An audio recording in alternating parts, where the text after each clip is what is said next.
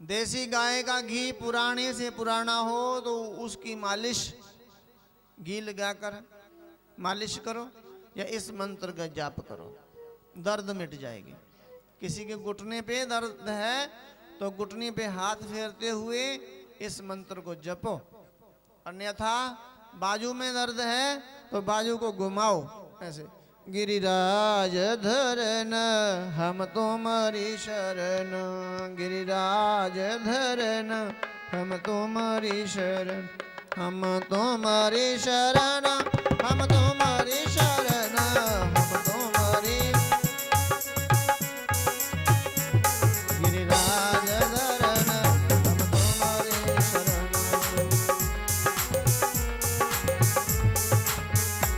गिरिराज धरन हम तुम्हारी शरण। बोलिए गिरिराज भगवान की जय।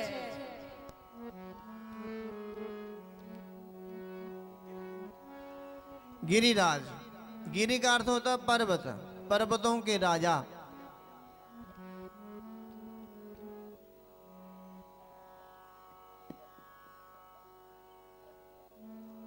गिरिराज पर्वत की पूजा करने से, प्रदक्षिणा करने से भगवान की भक्ति का वास होता है। गिरिराज भगवान की, गिरिराज पर्वत की दो देवता रक्षा करते हैं, दो महाशक्तियां। बोलिए जय श्री राम। सुन रहे हो ना आप? कौन कौन? एक हनुमान जी, एक भगवान श्री कृष्ण जी। लंका में जब जाने के लिए सेतु बांध का निर्माण हो रहा था तब छोटे छोटे पत्थर नहीं लगे थे, बड़े बड़े पर्वत लगे थे पुल बांधने में, पुल बनाने में। हनुमान जी गिरिराज पर्वत को उठा कर लाए हिमालय से। जैसे ब्रिज पे पहुंचे, ब्रिज में पहुंचे, आगे से वानर सेनों ने जोर से पुकारा, हनुमान बस बस रहने दो, और पत्थरों की, पर्वतों की जरूरत नहीं है। तब हनुमान ने गिरिराज पर्वत को वृंदावन में छोड़ दिया। तो ब्रिज में आते ही वे पर्वत रोने लगा, कहने लगा मैं कितना दुर्भाग्यशाली हूं,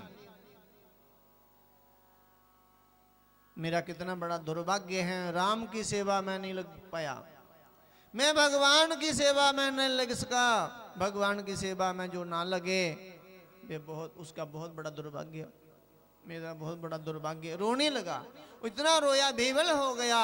उसके प्रेम को देखकर हनुमान जी कहना भूले नहीं, राम जी से ये कहा कि गिरिराज पर्वत बहुत रो रहा है, आपकी सेवा में आने से बहुत प्रसन्न था किंतु सेवा में ना लगने से रो रहा है। तब श्री राम ने कहा, हे हनुमान, गिरिराज से जाकर कह दो कि इस बार मैंने आपको चरण नहीं लगाया तो अगली बार अवतार लेकर आपको कनिष्ठी का उंगली पे उठाकर आपका मान बढ़ाऊंगा, आपका आदर करूंगा, मेरी प्रतीक्षा करना, द्वापर में मैं आऊंगा और बाल लीला करूंगा आपके ऊपर वहां आकर। तब से हनुमान और भगवान कृष्ण उस पर्वत की सुरक्षा करते हैं। उसकी प्रदक्षिणा करने से, स्वच्छता रखने से, पूजा करने से भगवान की ही भक्ति मिलती है। भगवान ने कालिया नाग का दमन किया, गेंद खेलने के बहाने से कालिया नाग का उद्धार किया।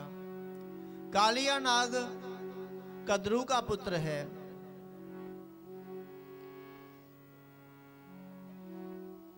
कद्रू और बीनता दो बहनें हैं सगी, कश्यप की पुत्रियां हैं।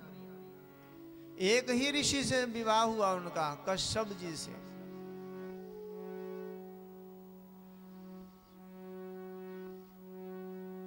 बीनता के पुत्र का नाम गरुड़ है। बीनता के दो पुत्र हैं, एक का नाम गरुड़, एक का नाम अरुण। अरुण जो सूर्य देव का सारथी है, गरुड़ जो भगवान विष्णु का वाहन है। कितनी महान माता है, पुत्र भी पैदा किए तो कैसे। एक ही ऋषि की पत्नियां और सगी बहनें, एक बार विवाद हो गया आपस में। कद्रू कहने लगी, सूरज के रथ के घोड़ों का रंग कैसा है ये बताओ। तो कहने लगी भिन्नता, गरुड़ की मां सफेद हैं, अरे नहीं काले हैं। कद्रू ने कहा ठीक है, जो जीतेगा, कद्रू ने कहा जो जीतेगा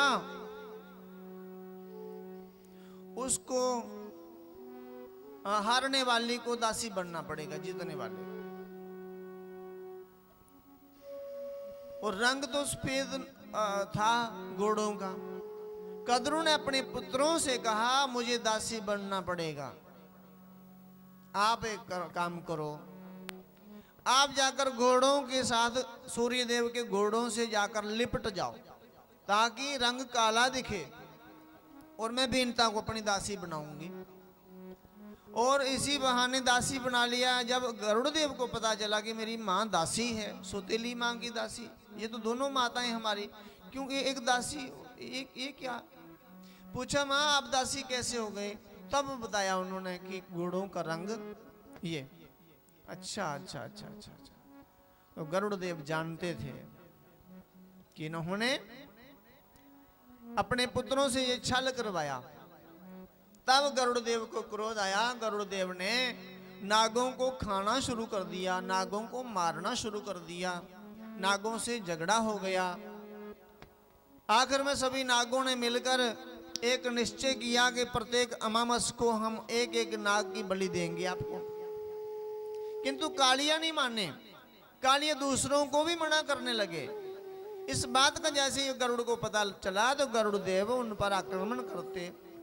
अपने प्राणों की रक्षा के लिए कालिया नाग जमुना में आकर छिप गया, कालिया कुंड में।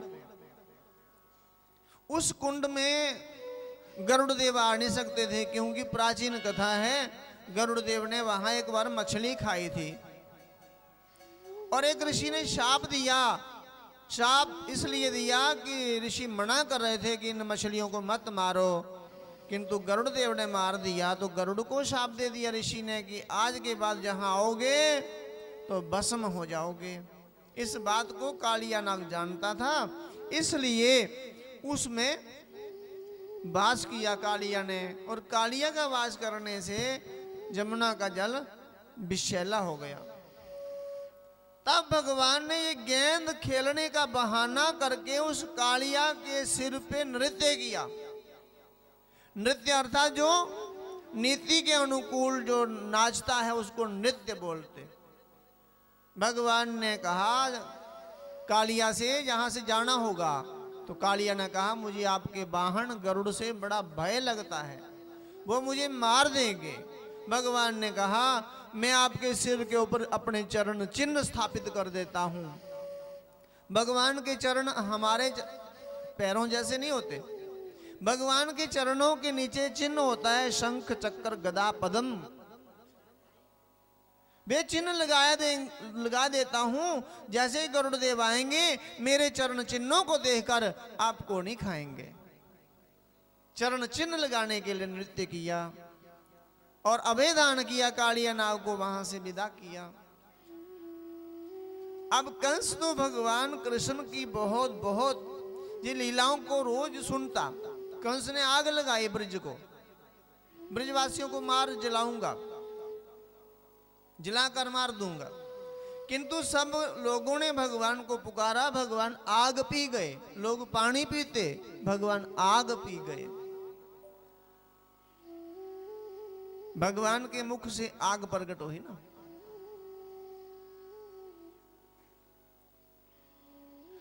आग पीकर 2 बार आग पीकर ब्रजवासियों की रक्षा करी। आखिर में कंस ने अरिष्टासुर नाम का एक असुर भेजा जो बैल का रूप धारण करके आया। केसी नाम का असुर आया, घोड़ा बनकर भगवान ने उसका अंत किया। उसका अंत करने से भगवान का नाम केशव हुआ। बोलिए केशव भगवान की जय। केसी को मारने से, गिरिराज को धारण करने से भगवान का नाम गिरिधर हो गया, गिरधारी हो गया। भगवान को बुलाने के लिए कंस ने अक्रूर जी को भेज दिया। भगवान ने बहुत राक्षसों का अंत किया, शंखचूड़ का, सुदर्शन का, व्योमासुर का। कंस के भेजे हुए बहुत असुर आए। अक्रूर जी आए हैं आज संध्या के समय, नंद भवन में जा रहे हैं, पहुंच रहे हैं। पहले मन में विचार आ रहा था कि कृष्ण तो मेरे भतीजे लगते हैं, भाई के लड़के, मैं उनका चाचा लगता हूं, पता नहीं मुझे मेरा नाम लेकर पुकारेंगे, मुझे चाचा कह के बुलाएंगे, यही सोचते हुए जा रहे हैं। और मैं पहचानूंगा कैसे? जैसे ब्रज में गए तो आगे आगे गैया, पीछे पीछे ग्वाल, बीच में मेरो मदन गोपाल। आगे आगे गैया चलती, पीछे पीछे भगवान कृष्ण चलते, और कृष्ण जी के दाएं कुछ बाएं सखा चलते। और जहां भगवान अपने चरण रख देते, वहां कोई ग्वाल अपना पैर नहीं रखता, क्योंकि ये भगवान का चरण है, वंदनीय है, वंदनीय है। राम जी वनवास में हैं, लक्ष्मण जी पीछे चलते, पर भगवान के चरण चिन्हों को दाईं करके चल रहे हैं। जहां भगवान ने चरण रख दिए वहां चरण नहीं रखते अपने। आगे आगे राम, पीछे सीता, चरण दाएं रख रहे हैं। उनके पीछे लक्ष्मण, सीता जी के भी चरण दाएं। आप स्वयं झाड़ियों पे क्यों ना चलना पड़े, कांटों पर क्यों ना चलना पड़े, किंतु जहां राम जी ने, सीता जी ने चरण चिन्ह पधरा दिए, वहां अपने चरण नहीं रखते। इतना आदर। अपने बड़ों को हमेशा दाईं ओर बिठाया करो, छोटों को चाहे बड़े ओर बिठा लो, कोई बात नहीं। बड़ों को, अपने गुरुजनों को, पंडित को, पुरोहित को, महापुरुषों को, संतों को हमेशा दाईं ओर। गाय मिले, कहीं आप अच्छे काम के लिए जा रहे हो तो गाय मिले तो उसको दाईं ओर करके जाओ, पीपल के वृक्ष दाईं ओर करके जाओ। कुत्ता, गधा इत्यादि मिले तो उसको बाईं कर लो, आपके सब काम बनेंगे। याद रख लेना, काम आएंगी ये बातें। आप बड़ों को दाहिने करके चलो, पूज्य वरों को, श्रेष्ठों को दाईं ओर करके जाना सीख लेना। अब जैसे अक्रूर जी ने देखा ये चरण चिन्ह, इसमें तो शंख चक्र गदा पद्म अंकित हैं, ये भगवान का चरण हो सकता है। तो एक एक चरण को प्रणाम करने लगे। प्रणाम करते करते थक गए तो उसके ऊपर लौटने लगे। लौटते लौटते, चरणों के लौटते लौटते नंद द्वार में पहुंच गए। धूल से,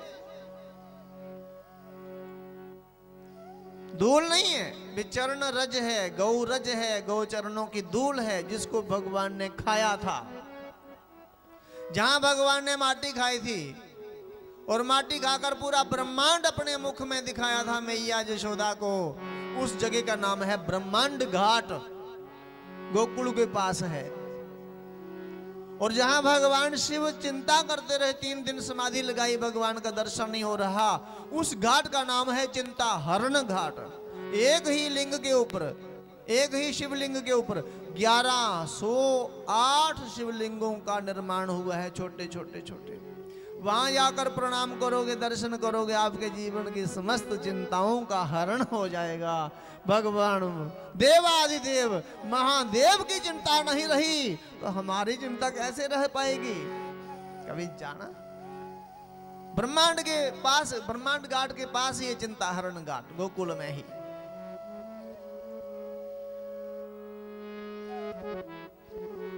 आज अक्रूर जी का आतिथ्य सत्कार किया, पाद्य अर्घ आचमन किया।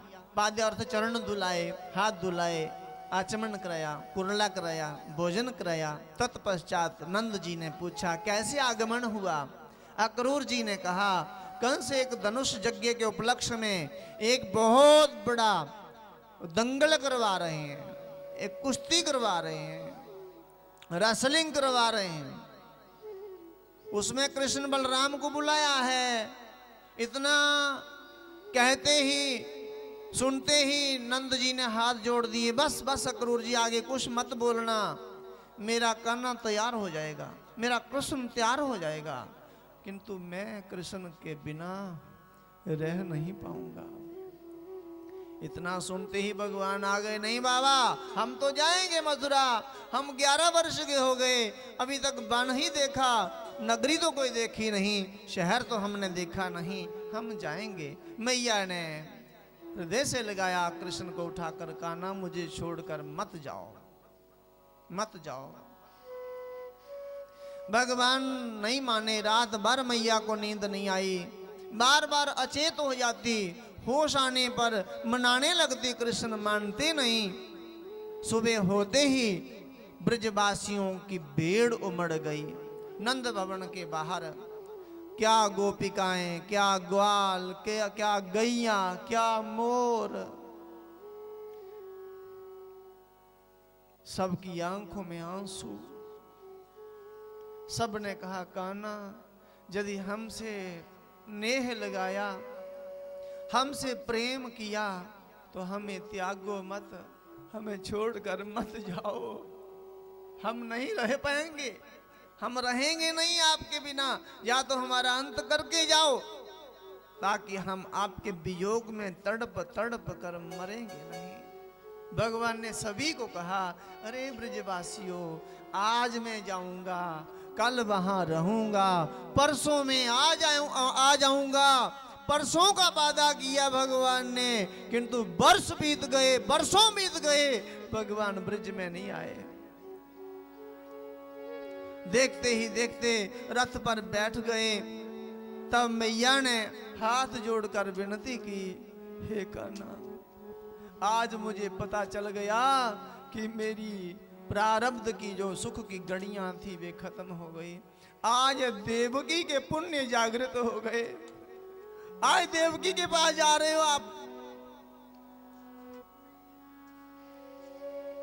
हे कृष्ण, मेरी विनती है, मेरी प्रार्थना है,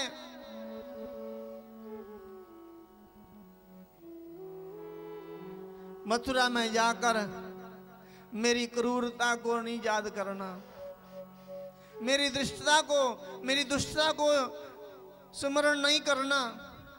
मेरी क्या औकात, मैं एक ब्रज की साधारण सी गोपी, यदि मेरी एक माटी की मटकी फूट गई, मैंने तुझे उखड़ से बांधा था कान्हा, इसको मत याद करना।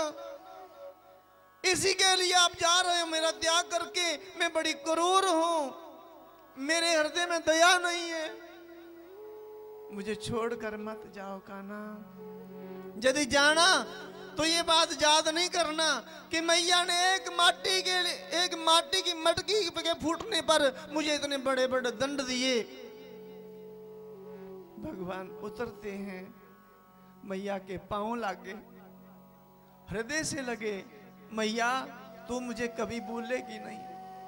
सारा संसार यही कहेगा, यशोदा नंदन कह के पुकारेगा, इस बात को कोई नहीं भूलेगा। जो उंगलियों में आपने मुझे उंगलियों से माखन चटाया है, ये कृष्ण कभी भूलेगा नहीं।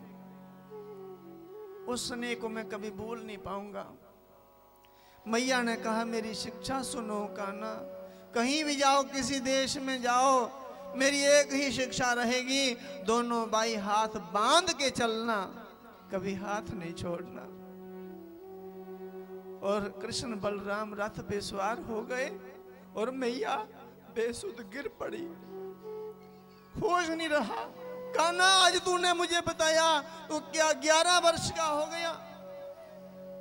क्षण मात्र के समान जो दिन बीत गए, मुझे पता नहीं चला। मेरे से कोई भूल जो हुई है, अपराध हुआ, उसे क्षमा कर दे। देख अपने बाबा नंद को, कान्हा तेरे बिना कैसे जी पाएंगे, कैसे रह पाएंगे। फिर भी शुद्ध हो जाती। भगवान चल दिए, सभी को आश्वासन दिया, आज जाऊंगा, कल रहूंगा, परसों आऊंगा। परसों का वादा करके वर्षों बीत गए, भगवान नहीं आए। सबको मालूम है ये जितना स्नेही है उतना ही ये निष्ठुर है, ये निर्मोही भी है। भूल जाता है। पीछे से सब ब्रजवासियों में ये चर्चा हुई, अरे नंद जी आपने ये क्या किया, कृष्ण को क्यों भेज दिया अकेले को? आपको आप जानते हैं कंस दुष्ट है, दुराचारी है, वे कृष्ण हमारे को मार देगा, वो जिंदा नहीं छोड़ेगा। आपने अकेले कृष्ण को क्यों भेजा? हमारे पर इतने संकट आए, कृष्ण ने हमारी रक्षा करी। इंद्र कुपित हुए, कृष्ण तब पहाड़ ही उठा लिया और हमारी रक्षा करी। उस पहाड़ के अंचल में हमें बचाया। कालिया नाग के रहने से जो जल है विषैला हो गया। बछड़े और ग्वालों ने पानी पिया और मृत्यु को प्राप्त हुए, और कृष्ण जीवित करके कालिया का दमन किया। अग्नि प्रकोप के द्वारा अग्नि पीकर हमारी रक्षा करी। अगासुर ने हमारे बालकों को मार दिया, कृष्ण ने जीवित करके अगासुर का अंत कर दिया। अरे इतने इतने हम पर संकट आए, प्रत्येक संकट को कृष्ण ने दूर किया, और आज कृष्ण को दुष्ट कंस ने बुलाया और आपने अकेले भेज दिया। कृष्ण क्या मन में विचार कहेंगे? कृष्ण मन में क्या विचार करेंगे कि ब्रजवासी कैसे हैं? हे नंद जी आप बड़े ही घर में रहो, हम अपने कान्हा के लिए अपना बलिदान देंगे और कृष्ण को अपने जीते आंच नहीं आने देंगे। हम जा रहे हैं। नंद जी ने कहा यशोदे लाओ मेरी लाठी। अगर ब्रजवासी जाते हैं तो ये बूढ़ा नंद भी अपने कन्हैया के लिए अपना बलिदान दे देगा, किंतु कृष्ण पर कोई आपत्ति नहीं आने देगा। सब लोग रोते बिलख दे, हा कान्हा, हा दाऊ, हम आ रहे हैं, घबराना नहीं। इतना प्रेम। जमुना में एक योजना नियुक्त की थी कि हम डुबकी लगाएंगे 3। अक्रूर जी भगवान की सुरक्षा के लिए अपने साथियों को चारों ओर चाहते थे कि सुरक्षा कवच बनकर जाएंगे, हम राजा से लोहा लेंगे, राजा से लड़ेंगे, मर जाएंगे, अपने जीते कृष्ण पर आंच नहीं आने देंगे। किंतु 2 ही डुबकी लगाई, दोनों बार जल में भी जमुना में भी भगवान का दर्शन पाया। अरे ये तो भगवान है, ये तो भगवान है जिनकी रक्षा की मैं चिंता कर रहा हूं। ये तो समस्त सारे ब्रह्मांड की रक्षा की चिंता करते हैं, ये तो ब्रह्मांड नायक है। अक्रूर जी ने 2 ही डुबकी लगाई। पूछा भगवान कृष्ण जी ने, चाचा जी आपने तीसरी डुबकी नहीं लगाई? अरे कान्हा तीसरी डुबकी लगाने की आवश्यकता नहीं है। संध्या के समय मथुरा में पहुंचे सभी ब्रजवासी, आकर भगवान से मिलते। बातों बातों में रात बीत गई। सुबह होते ही कृष्ण बलराम ने अक्रूर जी से कहा हम नगरी देखेंगे। जैसे ही नगरी में प्रवेश किया, उस नगरी के क्या बालक, क्या वृद्ध, क्या बीमार, क्या बच्चे, क्या बूढ़े, क्या जुबान, क्या नारी, क्या पुरुष, सभी भीड़ में आए भगवान का दर्शन जिन्होंने किया, वे अपनी आंखों को सफल मानते, अपनी आंखों को सफल मानते और अपनी आंखों की सराहना करते कि आहा, मनुष्य जीवन पाकर ऐसे दिव्य रूप को देखकर हमें आंख प्राप्त होने का आज ही फल मिला है। धन्य है नंद यशोदा जिनके ये जाए, जिन्होंने इनका पालन किया। जिन्होंने इनको जन्म दिया।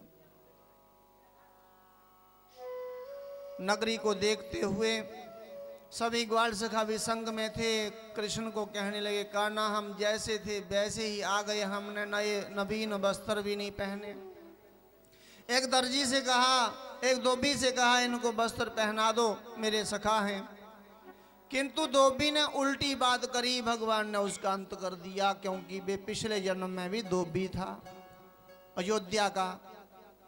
अपनी पत्नी मायके चले गई, दूसरे दिन के बजाय तीसरे दिन आई, उसको भगा दिया। मैं राम जैसा नीच नहीं हूं। राम ने साल भर रहने वाली सीता को फिर रख लिया। इस बात का पता जैसे ही राम जी को चला, सीता को वनवास दे दिया और मन ही मन संकल्प किया, धोबी मैंने तुझे मृत्यु दंड देना था, किंतु इस बार मैं मर्यादा पुरुषोत्तम हूं, अगली बार तुझे मैं दंड जरूर दूंगा। आज भी धोबी बना, भगवान कृष्ण ने उसका अंत किया, सबको वस्त्र दिए। वे बराबर नहीं आए तो एक दर्जी से कहा, वस्त्र ठीक कर दो। वे दर्जी जनकपुर का दर्जी था त्रेता में। रोज चाहता था कि राम को मैं अपने हाथ से पोशाक सिलाकर पहनाऊं, किंतु सौभाग्य ही नहीं मिला। आखिर में भगवान राम ने कहा, द्वापर में तेरे हाथ की पोशाक पहनूंगा। उस दर्जी ने कहा, पहले मैं आपको पोशाक पहनाऊंगा, तब बाकी वाले वस्त्र बराबर करूंगा। ठीक है।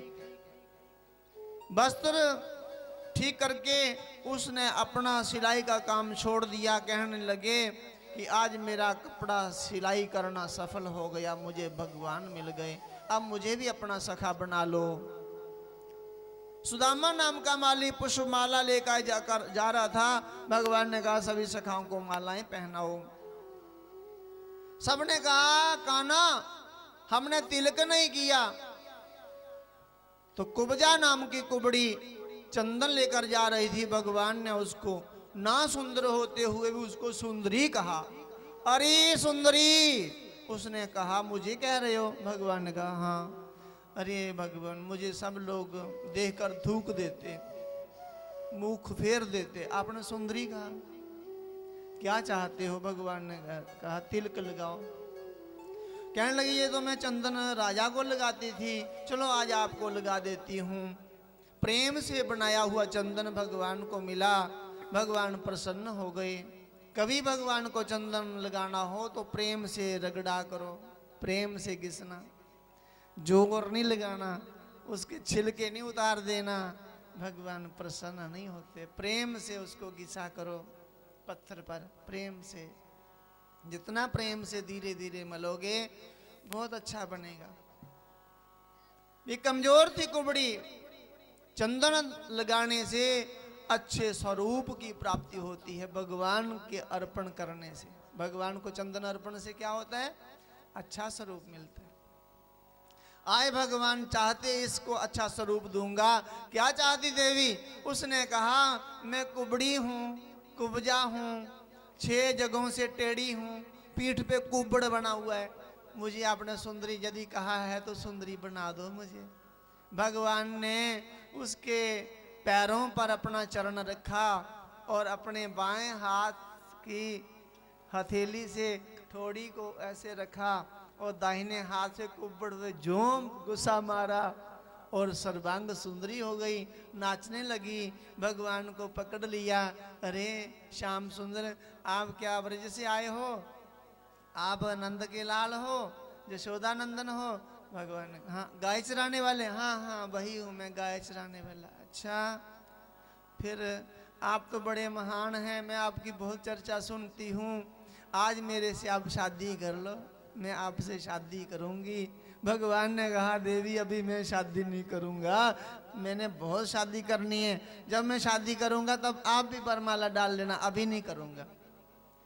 भगवान के स्वागत सत्कार के लिए कुबड़िया पीठ नाम का हाथी द्वार पे रखा था, मनुष्य को मार देता। जैसे ही भगवान आए, भगवान पर टूट पड़ा। भगवान ने सूंड से पकड़ के पटक दिया, दोनों दांत खींच लिए। एक बलराम ने ले लिया, कंधे पे रख लिया, एक कृष्ण जी ने अपने कंधे पे रख लिया। दोनों भाई ऐसे चल रहे हैं जैसे कोई वनराज, दोनों शेर हों, कोई सिंह हों, कोई गजराज हों। आज मल्ल युद्ध के लिए भगवान पूरे तत्पर हैं। और यहाँ धनुष जग्गे रखा था, उसकी बहुत सुरक्षा व्यवस्था थी। भगवान ने उसको तोड़ दिया।